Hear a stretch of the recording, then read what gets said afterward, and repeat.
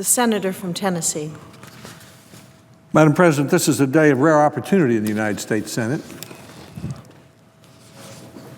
We have an opportunity today to reverse the trend of the last several years toward a national school board.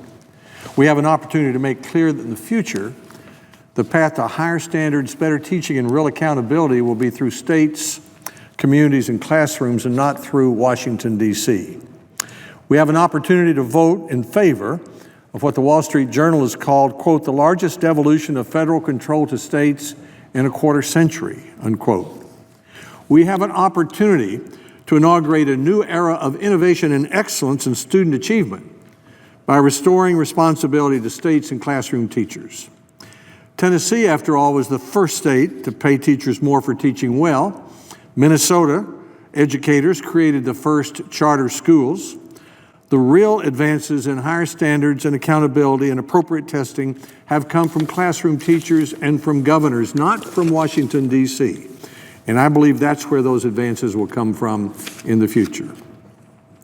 And we have an opportunity today to provide much needed stability and certainty to federal education policy from some very important people who are counting on us.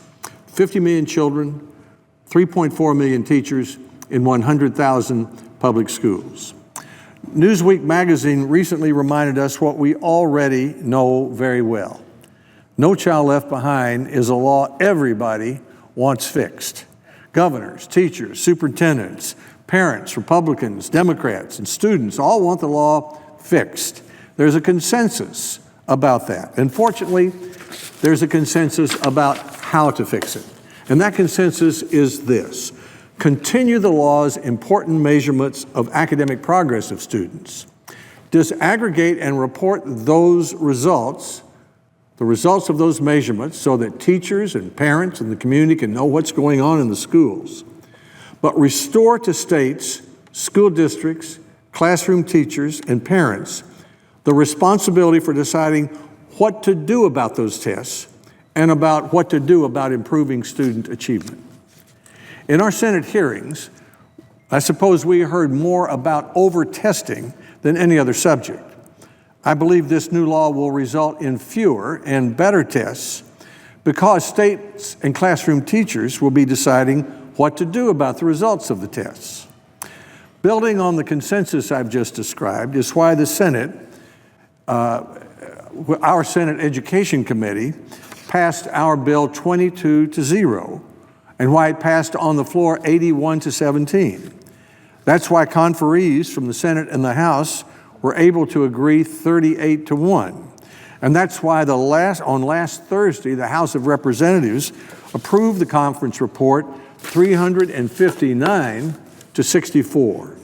And that is why, Madam President, the National Governors Association gave our conference report its first full endorsement that the NGA has given to any legislation in nearly 20 years. That's why the chief state school officers, the school superintendents, the National Education Association, the American Federation of Teachers all have supported our result.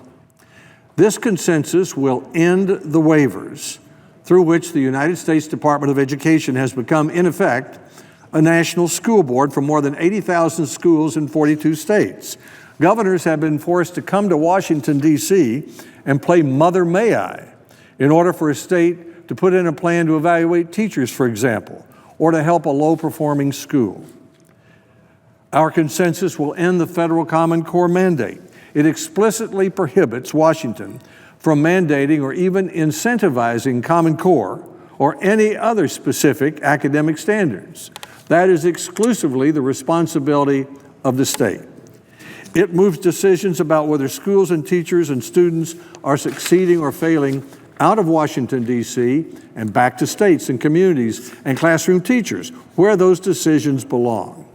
I'm grateful to Senator Murray, who is here today, and to Representatives Klein and Scott, and to all the members of our Senate Education Committee for the leadership they have shown and the bipartisan way in which they have worked on this legislation. I'm grateful to both the Democratic and Republican staffs in the Senate and the House for their ingenuity and hard work. Fixing No Child Left Behind has not been easy. Everyone is an expert on education. This has been a lot like being in a football stadium with 100,000 fans, all of whom know exactly which play to call, and usually each one of them says so. Some Republicans would like even more local control of schools than our consensus provides, and I am one of them. But my Scholarship for Kids proposal, which would have given states the option to allow federal dollars to follow children to the school their parents choose, only received 45 votes in the Senate. It needed 60. So I've decided, like a president named Reagan once advised, that I'll take 80% of what I want and fight for the other 20% on another day. Besides, if I were to vote no, Madam President, I would be voting to leave in place the Common Core mandate. I'd be voting to leave in place the waivers that permit the United States Department of Education to act as a national school board for 80,000 students in 42 schools, and I'd be voting against the largest step toward local control of schools in 25 years. Let me repeat that.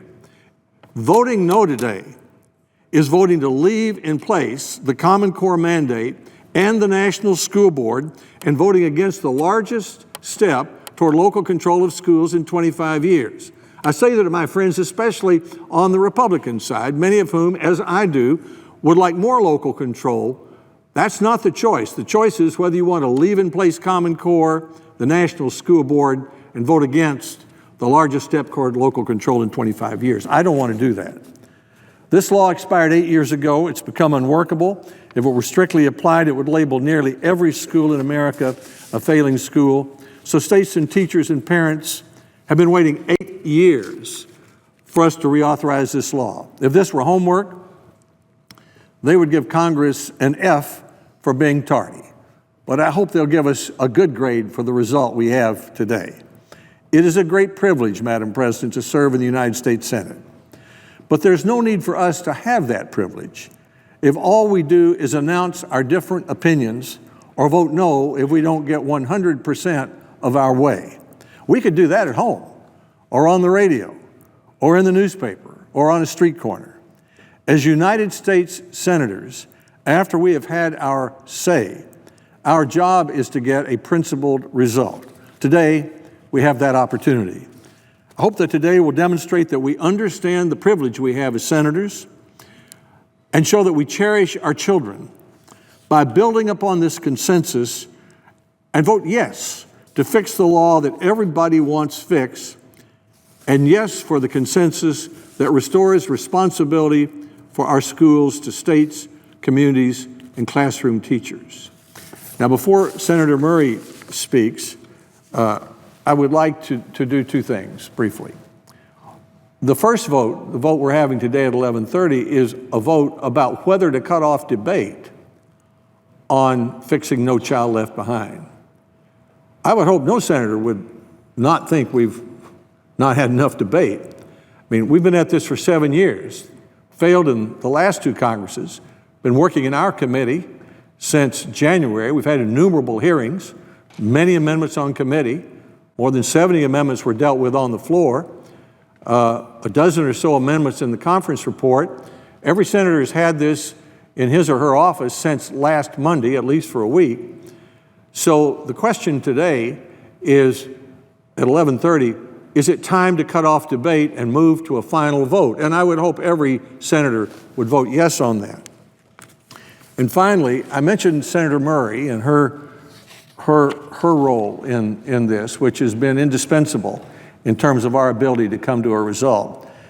But I would like to extend my deep thanks and appreciation to her staff and our staff, the committee staff, that worked on fixing No Child Left Behind. Many of them have been working on this effort for nearly 5 years. They have been ingenious, they worked hard, they've been understanding, they've been tireless, and they've been indispensable to creating this important bipartisan bicameral bill. And that would include the staffs of Representative Klein and Representative Scott in the House.